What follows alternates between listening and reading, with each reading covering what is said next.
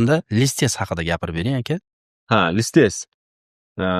To'g'ri, listesni gapirish yodimdan ko'tarilib qolib, listes sodda qilib, xalq tilida gapiradigan bo'lsak, ikkita bir-biriga parallel turgan umurtqani surilishi. Bu qachon suriladi? Umurtqamiz o'zi ikki qismdan iborat bo'ladi. Shu umurtqa tanasi va ravog'i. Biz video davomida qo'yib ketasizlar. Ravog'i bo'ladi. Ya'ni ravog'da shunday narsa borki, ilgaklar bo'ladi. Bir-birini ushlab tursa oyoqchalar deymiz, bo'g'im oyoqchalari. Maqsad shu umurtqa surilib joyidan qochib ketmasligi.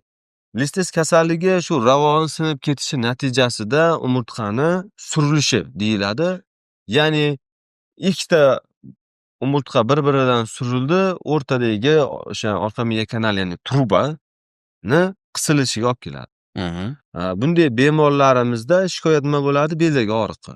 Doktor deydi, mahallada deydi, o'rtoqlarim bilan yo dugonalarim bilan jinday gaplashtirsam belim toliqib ketadi. Men uyga ketib ketaman deydi. Yo jinday egilib ish qilsam, maishiy ishlarni qilsam, oshxonada yo boshqa belimni ko'tarib olguncha qiynalaman deydi. Bu dastlabki bosqichlarda. Asta-sekin uni ham darajalari borda. 1-chi, 2-chi, 3-chi, 4-chi daraja deymiz, darajalari bor. Har darajaga qarab turib bemorda og'riqning joylashgan joyi, kuchi o'zgarib boradi. Qancha daraja chuqurlashgan sari og'riq, ya'ni oyoqlarga berilib boradi. Oyoqqa berilib boradi. Al-oqibat ikki oyoqda ham harakat, sezgi, yo bo'lmasam hojat. Katta-kichik hojatlarda muammo paydo bo'lishni boshlaydi. Endi listes kasal keldi. Biz tekshiruv buyurdik. Biz sodda tushuntiramiz. Xolajon yo amakijon, sizni belingiz surilib qolgan. Buni endi transport fiksator, ya'ni titaniy moslamalar bilan belingizga samarangizlar qotirib tortib qo'yish kerak desa, bolam dori bilan kelmaydimi joyiga deydi. Yoki siniqchi bilan. Ha. Siniqchilar haqida ham gapirib bering keyin bir oxirida. Ha. Joyiga kelmaydimi deydi. Joyiga kelmaydimi deydi. Yo'q, bu dori bilan kelmaydi joyingiz. Buni jarrohlik amaliyoti bilan joyiga tortib qo'yish kerak deydi. Shu listesi bor bir xola kelishdi. Doktor deydi. Oyog'imda og'riq tasvirlab bera olmayman. Shu belim og'rib turuvdi. Bir joyda shu bolg'a bilan urib davolaydigan joy bor ekan dedi, bordim dedi. Shu o'zi sal og'rib turuvdi.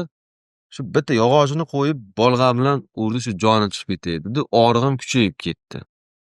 Men bir narsaga hayron qolaman-da. Biz bir texnika temir emasmiz. Bir joyimiz bunday joyidan surilib ketsa, bunday bolg'achani olib kelib turib, urib joyiga qo'yib qotirib bergan. Insonmiz.